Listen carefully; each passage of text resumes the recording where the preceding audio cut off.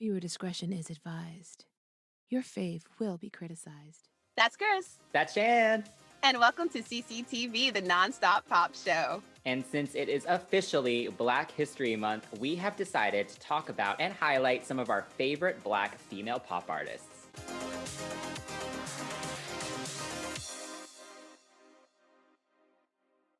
Black pop girls are of particular interest to me because I am one. Truth be told, Black artists in pop is not a new thing.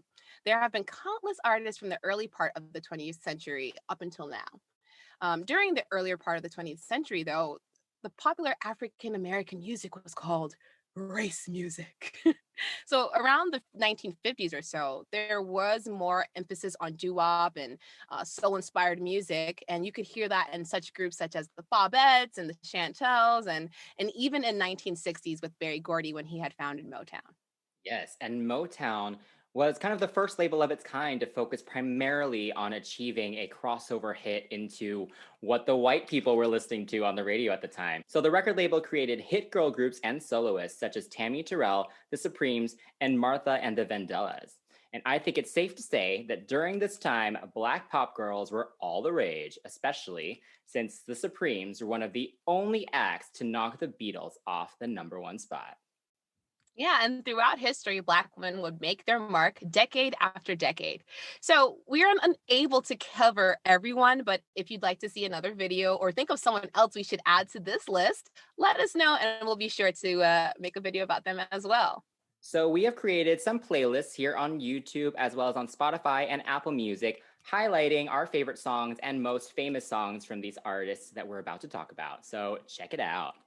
Starting off with one of the most famous vocalists of our time, Whitney Houston was signed to Arista Records when she was 19 years old by the CEO, Clive Davis, and he consciously crafted and molded her into a pop princess.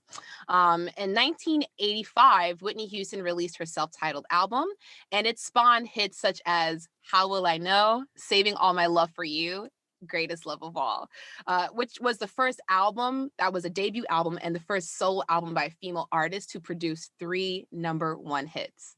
Oh, she is so amazing. Her voice, I think, she's just like the best vocalist of all time that we honestly. I agree. Yeah. Anyway, so her sophomore release, Whitney, released in 1986, was kind of a repeat of the first album, but it spawned even more hits, including I Want to Dance with Somebody, which is still iconic. Yeah. Seriously, honestly, I actually use this song to audition for like musicals or any kind of show that requires me to sing. I'll the clock's to right. Yes. It's just iconic and it has a great progression. And I think it's one of those songs where it's as soon as you hear it, you'll start dancing, karaoke, weddings, no matter where you are, you will definitely sing this song. And even with Whitney's success, she had won 11 American Music Awards and she has gotten all this critical acclaim. And she even had some of the best-selling albums of that time. Whitney wasn't exactly seen as Black. Or, I mean, we all know she's Black, right? But she wasn't considered a Black artist because she was making pop music curated by a white man. In fact, at the 1989 Soul Train Music Awards, she was actually booed or jeered or whatever you want to call it. Either way, the reception toward her wasn't exactly friendly.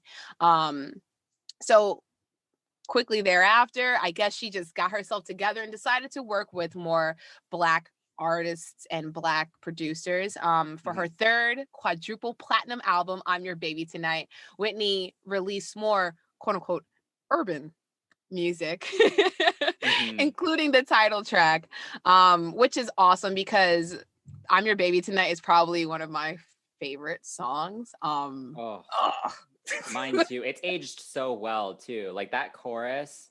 Yeah. Like with modern production, any pop diva now could release that. Like it's still so good. I agree. And I love the bridge. Oh my God. The bridge part when she's like, na, na, na, na, na, na, na, na. I'm like, oh my goodness. She's amazing. And these days, Black artists, like you said, or any kind of artist could release this song. And she unfortunately had to, I guess, face the brunt of criticism because she was releasing pop music as a Black artist. But, you know, she was 19, 20-something year old girl from New Jersey. Like, what control does she really have, especially in that time, you know? And nowadays, Black artists navigate through the pop soundscape without being considered a cultural or musical Oreo, such as our next artist. All right, the next artist we have to talk about is the amazing Janet Jackson. So she's the youngest of 10 children, which is crazy.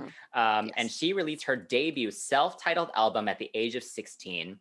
And the music wasn't the best. It was a little faceless and included songs like Say You Do and Young Love. I don't like these songs really. Do you? No, and honestly, it was really faceless. It was. You know, I feel bad for her, but you know, her father was in charge of everything, right? So I mean, what can you do? It's what you get. Right. Dad. Yeah. So yeah, she did release another of these kind of faceless pop albums called Dream Street. But yeah, it was kind of interesting because it didn't do too well on the charts either, did it? No, it didn't. I think the only reason why people were kind of like they had like a little bit of a interest in what she was doing is because she was doing all of her roles on television. And then I think during Dream Street with her bubblegum soul music, she was on Fame. Right. So that was about it. But you know, I think once she removed herself from underneath her father's thumb, Janet really got herself a great team when she worked with Jimmy Jam and Terry Lewis on Control. And of course, the rest is history. Like, hello. Nasty, When I Think of You, Let's Wait a While, and Control are just some of the hits from this album. And then right after that, she decided just casually, I'm going to drop Rhythm Nation on you. Drop Rhythm Nation and Miss You Much, Black Cat, and of course the title track were the standouts of this album. Yes. And then in 1991, Janet signed a record-breaking multi-million-dollar contract with Virgin Records for the estimated amount of $32 to $50 million. And after she renewed her contract, it was up to $80 million, making her the highest paid artist at the time. So basically, she is just the queen of everything. Not just the queen of pop. She's just the queen of music. For sure. For sure. For sure. I mean, she beat out her brother and she beat out Madonna at the time for the highest paid contract. So I respect that for sure. Are there any songs that you like personally that you could recommend? Oh, well, my absolute favorite Janet song is If. Including, the dance is iconic. The song, like the lyrics are just so sassy and unintelligible because no one really knows what she's saying in the verses. I still can't really sing along to the verses. You know, I wait for the chorus. I do have one friend actually who I think can actually do the whole thing. It's very impressive. But I also have to give it to her, and I appreciate that she actually featured Asians in like a sex club in the music video, which that was very rare to see Asians on TV at all at that point, let alone in a more kind of sexy way. So I appreciate that. Yeah. How about you? Well, I mean, I know a lot of people know Janet for being a little bit of a sex pot, but I love her more heartfelt singles such as All For You and Doesn't Really Matter. And I love Escapade. Like her sweeter tracks are something that really resonate with me because they are, they're not like bubblegum. They're just more innocent. And of course, the beat behind all the ones I listed are freaking amazing, and the dancing. And of course, when I was able to buy Janet's music, I actually bought Discipline. So I want to recommend Feedback as well. Okay. Yes. Also, can we just say her voice is just, it's such a beautiful tone. There's like an innocence to it also that she can play on, but then it's got so many different textures to it. I agree. Just amazing. No, I agree. She honestly, I think you and I were talking about it when we were watching her All For You tour. And if you haven't watched it, you're crazy and you're not invited to the brunch. Okay. But so her voice just sits in a nice place in that little high-pitched mix situation. Like it's so nice. I personally cannot stay up there. That's not, the blend is not there, but I've noticed that she sings like that naturally, even when she's like singing kind of live into the mic. When she does sing live, no shade to her at all, she's dancing like a freaking maniac. So you know, but when she is just sitting there singing like Let's Wait a While or just really just sing one of her little ballads. She sounds so pure, and I really appreciate that about her as well. But yeah, so Janet's career is expansive, of course, and we would love to talk more about her work, maybe during a 101 or something like that. Let us know if you want that. But for now, we're just focusing more on her impact and her more pop oriented tracks. So, the Velvet Rope is not going to be mentioned right now, and all the other good stuff is not going to be mentioned. But, right after that, we come into the 90s and we have some awesome girl groups. All right, so one of the most influential Black women in pop for me is, of course, Mel B from the Spice Girls, who is still my all-time favorite artist of all time. So after being formed through an audition process that was advertised in a magazine, the 5 members of the Spice Girls coined the term girl power and spread the message of equality for all during a very male-driven time in the pop music industry. So not only was she the only person of color in this group, even just as females, they were really up against a lot to reach the success that they had. Wow, it's impressive. Honestly, I think it's one of those things where you could really see, you can really understand why there was such an impact that was made with certain, music and certain singers, because the times were so different back then. I mean, I'm not too fond of the scary thing, because you know how I feel. By now, the Sugar Babes video of ours will be already out and whatnot. So you already know how I feel about like Black women getting treated as like scary. But I think she kind of owned it and kind of was like, you know what, I am intense. I am like this. And and I loved her look. I think that's one of the things about her beyond her being Black, is that her look was always so funky. She'd have like little Bantu knots or something, and then she had her little tongue ring, and she wore like a little bra on her pants. Like, she was just hot and like awesome. So I really appreciated her. The first album, Spice, is the biggest selling girl group album of all time. So it spawned singles such as Wannabe, Say You'll Be There, To Become One. And I'm pretty sure everyone knows her, oh, tell me what you want, what you really, really want at this point, right? And in addition to her success with the groups, she also has some solo hits and has been a judge on America's Got Talent. And on the X Factor UK and Australia. And she's just an all-around good entertainer, and she's made such a huge impact on pop culture, like I mentioned. Yeah, she has such a great personality. Like, she's one of those people, every time she's on TV, like, it's just fun. Like, she's just a fun person. Yeah. And I think she has actually talked about in the past about, like, she did have to fight to have natural hair in a lot of the videos. Like, she did have to, fight to get makeup artists and hairstylists that understood her different skin tone. And so she really did go through a lot in her situation. So she was actually also the first Spice Girl to release a solo song. And that song was I Want You Back, featuring Missy Elliott. And it was #1 in the UK, and was also featured on the soundtrack for the film Why Do Fools Fall in Love? And that video is a fun one also, if you haven't seen that. Yes. So I do want to highlight one song from the Spice Girls discography, where Mel B, she usually does the lower tones in the group, usually the low harmonies and everything, and that's really highlighted in the song Last Time Lover from the first album. She sings all the verses, and it's just she just has such a nice tone. So yeah. Right. How about you? Any favorites from the Spice Girls discography? Yes. Well, because they are a group, it's hard to really be like, oh, if you listen to this song at 1 minute and 2 seconds, you'll hear this. But I will definitely like to just highlight Spice Up Your Life, because again, I don't think people really like give all that credit to her, because she was the one doing the call outs. She was the one, colors of the world. So it's like, oh my God, she's talking to me. And I also like Too Much, of course. Like, that's like one of my favorite little, I love that song.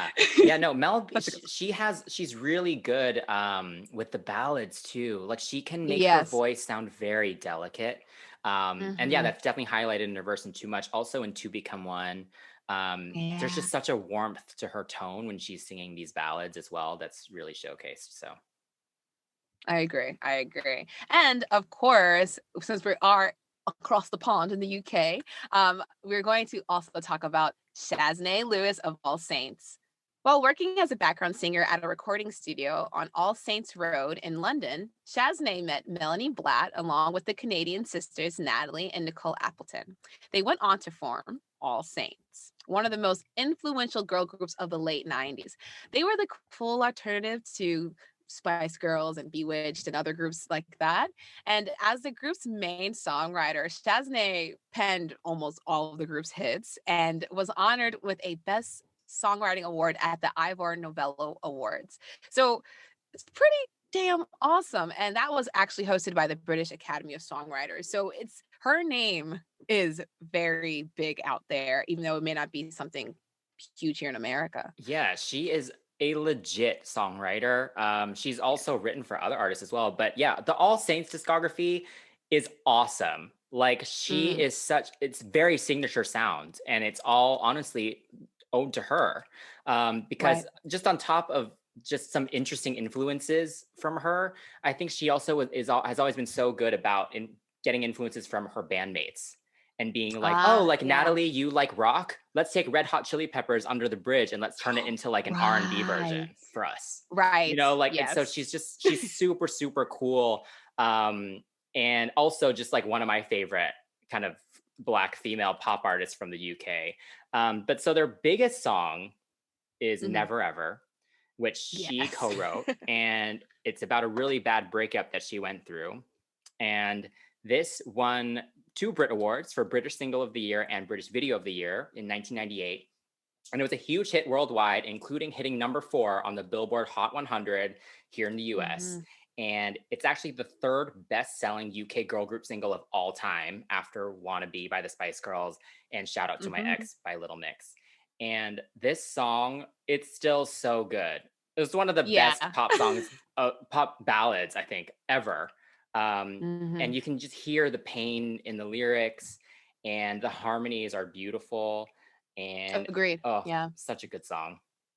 You know, it's funny, before I actually knew who they were, I think every person, even if you don't know who All Saints, who they are, if you don't know who they are, you know this song. Like it's been featured in an OST, which is an original soundtrack for those who don't know. Mhm. But you've heard it in an OST, you've heard it in a commercial, you've heard it somewhere, especially with the intro being spoken Yes. like that. Like usually kind of rap like or like spoken word is kind of saved for like a bridge or maybe an outro to a song. But this was the intro of the song. And I think that's what made it almost easy to pinpoint when I first heard it again. Mhm. You know, like, oh my gosh, I know this song. I know this song. Another single of theirs is Pure Shores, and Shaznay was personally asked to write a track for the beach soundtrack, which starred Leonardo DiCaprio, and it was co-written and produced by William Orbit, who was known for his work with Madonna. Mhm. So this song is an electronica dream pop song that has stood the test of time and is still remembered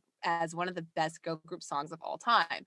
I mean, it's one of those songs where if you don't know it, I'm probably going to doubt that, because if you played Grand Theft Auto, it's even featured on their pop station in that video game. So at this point, you're lying. You're lying. Yes. But yeah.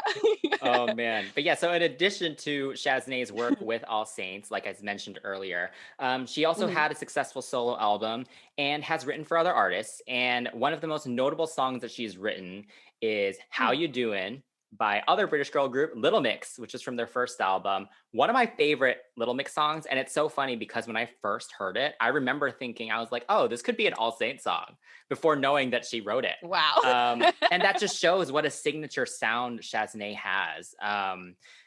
Yeah, Yeah. she's just such a brilliant songwriter. But one song I actually have to highlight, which she didn't Mm. write, but really highlights her voice, is actually Black Coffee from their second album, which was done by Mm, William Orbit again. Shaznay leads the verses, and it's perfect mhm. for her voice. She has a really interesting tone. Like it's kind of Yeah. nasally, but I don't know, there's just like an interesting, it's just very I know what you notable. mean. Yeah. Yeah. Yeah. Yeah. That's like that 90s, like, you gotta sing like this. You Yes. gotta, like the, Yeah. but it fits in certain situations for sure. Um, I really like their debut song, I Know Where It's At. It's so cool. Like, if I weren't such a goober, I would want to be the girls in the video. I would want to be All Saints during this time. Like, and then the rap at the end was very just like Left Eye-esque to me, and I love Left Eye. So the song is awesome, and I totally recommend it. Is there any other songs that you would recommend to our lovely listeners and viewers? Yeah, well, so All Saints have reunited since they had a really bad breakup, which if you want us to do a 101, we'll talk about that. But yeah, the albums they've released since they've returned are amazing. But I have to highlight a song called One Strike, which Shaznay wrote about fellow member Nicole's breakup with her husband at the time. Just a really well written song, and it has a really interesting dichotomy between like being kind of uplifting but also sad at the same time. And yeah, it just again just shows the different layers to her songwriting. Next on our list is Samantha Mumba. Yes, I know, Samantha Mumba. You're like, who the heck is Samantha Mumba? But I gotta tell you that you know her song. Gotta tell you. So I did that. So I mean, at the age of 17, Samantha Mumba released this amazing song that took over the world, basically. She hails from Ireland, and she was discovered by Lewis Walsh, and she released her first single that, you know, everyone knows by now. And I think what made it so special was just, I don't know, the chorus is infectious, but also her voice. Absolutely amazing voice. Oh my goodness. Oh man. So she has a contralto voice, which is like the lowest female range. Right. So cool. Gave me like Toni Braxton vibes. I just want to like pop Toni Braxton, you know? Yes. It's just, again, just so unique. And yeah, the songs are super catchy. She also released Baby Come On Over, which is just so good. Like the video is so Christina. Like it looks just like Come On Over as well. Like that whole time period is just such a fun time in pop. But yeah, unfortunately though, she did actually take quite a long break from the music industry. So she left Polydor Records in 2002, and then she kind of just disappeared from music for a minute. She did do like some films and stuff, but she's actually been releasing music independently now. And she released a song called Cool at the end of 2020. Which is fun. What do you think of it? Yeah, I think it's good. I think it's nice for her to kind of return after being gone for so long. I mean, of course, like you said, she's been doing things, but it's nice to like really hear some music because, you know, her voice is, you don't really hear that kind of tone in like pop music. And it's like, and she described it as something that was like sexy, different, and more adult, which is great, of course. You know, she is finally working with just different kinds of artists and working with like Wanya Morris and like MNEK. Like she's really trying to put out good music, which I appreciate. And I think that whatever she puts out, hopefully she gets a little bit more attention for. And I hope she puts more music out because, I mean, she has the chops. And we're just waiting for it at this point. Next up on our list, hailing from Barbados, is Rihanna Robin Fenty. Yes, pop royalty. Yeah, at this point, right? I mean, her story is actually interesting because like a lot of the women on our list either not even like a lot of them kind of just started off doing pop, pop, pop, pop, pop, pop, pop, and then you don't really hear much from them. But I can like say that Rihanna's kind of been here for like a minute, from like the early 2000s when she was discovered by producer Evan Rogers and then signed by Jay-Z in 2005. She's been here up until now with her Fenty Beauty, as we all know about. If you don't remember that Rihanna had a whole pop life, allow us to remind you. After initial singles inspired by Caribbean music such as Ponder Replay, and she embraced dance music and became one of the biggest pop stars in the world. And of course, in the 2000s with hits such as Umbrella and Please Don't Stop the Music. Yes, and We Found Love, which was produced by Calvin Harris, was ranked by Billboard as the 24th biggest US Billboard Hot 100 hit of all time.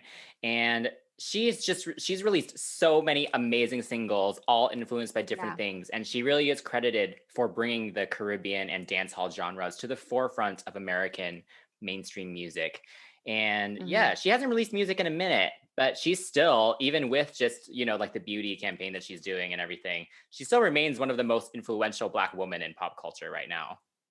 This is true. It's ugly until Rihanna wears it, y'all. It's ugly till Rihanna wears it. Oh, so for my picks of her pop songs, they're both singles. But SOS, which is a tainted love sample from the group Soft Cell, is probably one of my favorite little pop tracks from when I was younger. And of course, the iconic performance of her just vibrating. Oh, honey, if you don't know about it, it will be inserted. And then also I love Only Girl.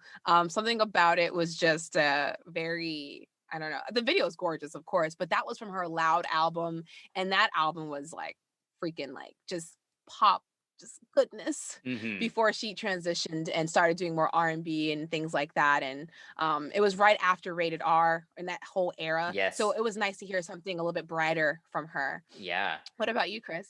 So one of my favorites is Where Have You Been? Um, Yeah. and I was a dancer in college, and so literally every single dance crew at the time did choreography to this song, but it was such a good song that it was fine that I heard it 30 times every competition, you know? But yeah, she's just so good. Her voice lends itself so well to these different genres. Like she's really able to adapt her Mhm. voice while still really Right. having a very recognizable voice. I'm Right. excited Right. for her to come back. I mean, she's been saying she's been working on stuff and like trolling the fans for a few years now. Right. But you know what? When she's ready, we're ready. This is just building up the Exactly. anticipation. So I hope it's good. I agree. I agree. I think it will be. I mean, until then, we do have some other artists that we can listen to, such as our next selection on this list. Lizzo is someone that we all know very well now. But before she became as famous as she is now, she started rapping as a teenager in the southwest part of Houston in a group known as Alif or Aliyef. I don't know the pronunciation per Yeah. se, but she formed a group at the age of 14 called the Cornrow Clique with her friends. And around this time is where she actually acquired the nickname Lizzo, which is like a variant of Lizza, from the whole like Jay-Z H to the Izzo, E Mm, to the Izzy, that kind of thing. So that's how that name kind of developed. Lizzo's discography kind of was more focused on hip hop and R&B, which is a little bit more different than the other women that we have featured on this list. She's had Lizzo Bangers from 2013, and she also had Big Girl, Small World in 2015. So her discography was definitely geared more toward R&B and rapping, and those elements are what we kind of see now. mm. But yeah, so after signing with a major record label, Atlantic Records, Lizzo released her first EP with the major label called Coconut Oil in 2016. And the single from that was Good as Hell. And it was also featured on the Barbershop soundtrack.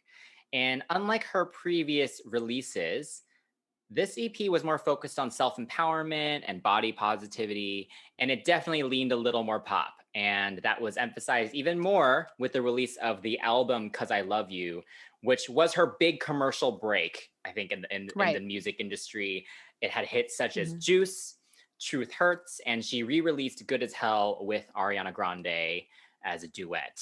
And yeah, Right. so she's awesome. She is so talented. I love her flute playing. That's really what Yeah. caught my eye, I think. You know, when she brought that out, I was like, oh, what is happening? But it's like the most so memorable. Like she only has to do that once and you will never Yes. forget that. Right. No, I agree. Where did you see her do the whole the fluting thing? Because I've seen her dressed up as Sailor Moon, and I was like, "Yo, who is this chick dressed up as?" Yes. Have you seen that I don't performance think so. I with her think big I girls? think it was just like a Pride fan cam or Hmm. something of her Yeah. just like killing it. Like, yeah. Yes. And she'll twerk at the same time. So I think that's really interesting. And yeah, much like what you said with her coconut oil release, it was a little bit more focused on her body positivity. And considering how, I guess, now that we are living in this age of the internet where people are seeing different kinds of people, different kinds of races and body types, she is the unconventional pop star. And beyond her being a woman of color, she is a woman who is plus size. Mhm. So I think that's really interesting because when we see plus size women, usually they're in the form of a ballad singer or someone who is not considered as like a sex symbol or something that's like a pop queen or a pop diva. Yeah. So it's really cool that she was able to find this kind of success. But I also find it interesting that pop, leaning more toward that genre, is what really gave her a splash in music. I mean, her other music was, empowering, about self-empowerment and things like that. But there was something about, I guess, loving yourself in this kind of tune and loving yourself in this kind of way that really stuck out to people. And so for me, some songs that I really like from her, it's one from Coconut Oil is Worship Me, and then a single called Fitness are two of my favorite songs by her. What about you? Nice. One of my favorites, aside from Juice, which I think is still just one of the best recent pop songs, there's a song Mhm. called Soulmate on the Cause I Love You album. She's just such a cool pop star. I'm very curious what she's going to do next. Ah, Because I think, right. What's the next yeah, thing? because I think this last album that she did release was very commercial and was very pop. Now that her name is established, I'm curious if she actually will kind of go back to a more hip hoppy sound, maybe play a little less Uh, to the pop radio. yeah, Yeah, it'll be that's interesting. Yeah. interesting. Yeah, honestly, truth be told, I'm gonna kind of go there. If she does decide to do R&B and rap, I don't think she would be as accepted. Unfortunately, her body type, her look is not typically accepted in the realms of hip hop and R&B. Let's be real here. You got Nicki Minaj, Doja Cat, Meg The Stallion. They all have this hourglass shape, be it doctored or not. They all have a shape. To many people in the rap R&B scene, they don't really look at women like her like, oh my God, she's a sex symbol. So if she does do that, I don't know how far she will go into it, Hmm. but maybe she'll just do pop with keeping the elements of the rapping. And I would like to see her incorporate more flute stuff. And and maybe I would love to hear her do a maybe like a little collaboration with another plus size LGBTQ friendly UK artist named Shy Girl. Those two together, I'm not sure if you've heard of her, but those two together, that would be interesting because I just think the aesthetic, number one, and their sounds are Mm. different. But Lizzo is willing to experiment, so I think I'd be interested in seeing that. Yeah. Also, if you guys don't know Shy Girl, I do recommend looking up her songs. They're fun, but she didn't make it onto this list. But another UK artist that did make it onto this list is Bree Runway. At the age of 9, she actually experienced a lot of bullying and colorism, which caused her to bleach her skin, and it had a really bad chemical reaction. And due to that experience, that really helped shape her as a person and as an artist. And we can really see that present in some of her music videos, like a really cool song called Two On. Yeah, I see that too for sure. You and I were talking about, off the air. You were talking about like how tough it is, just being a person of color, but I was expressing to you like, being black. It is kind of just like around the time of earlier like 2000s and 90s, of course, there was like this real sense of lighter is better. And Mhm. even in the Asian community, there is that sense of like, just fairer skin Yep. is nicer. Mhm. Right. So, I mean, I can understand, like, I've never done that, but I can understand the sentiment and feeling like, oh my gosh, if I did this, I'd be considered beautiful. I think Bree's story is interesting. And unfortunately, she had to get, I guess, a chemical burn in order for her to realize that her skin was worth, was something beautiful.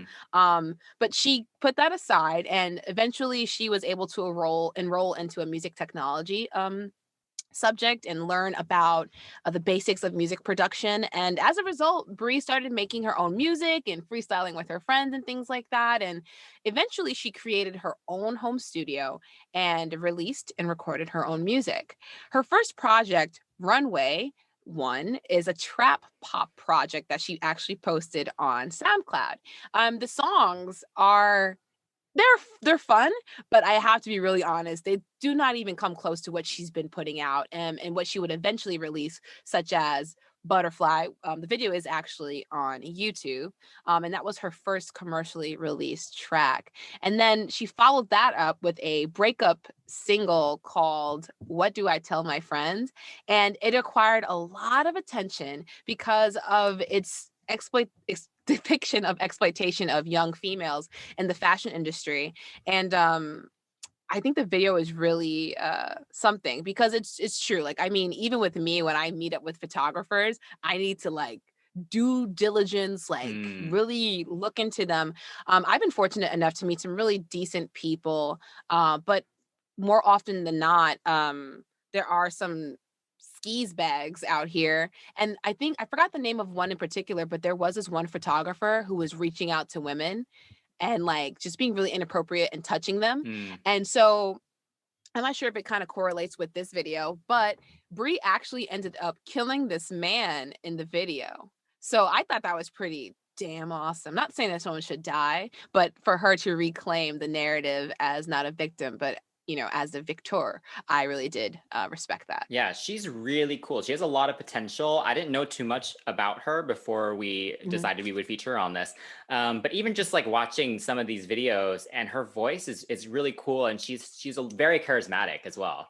I'm very interested to see kind of what happens next.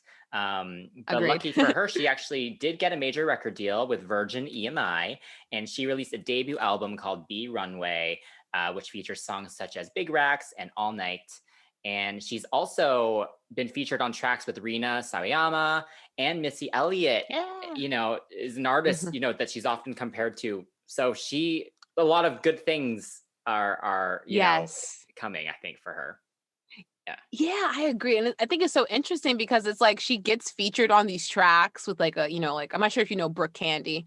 I think Brooke Candy's kind of niche, but she gets featured on these tracks. She gets features on her songs, and yet people are like, don't really know her yet.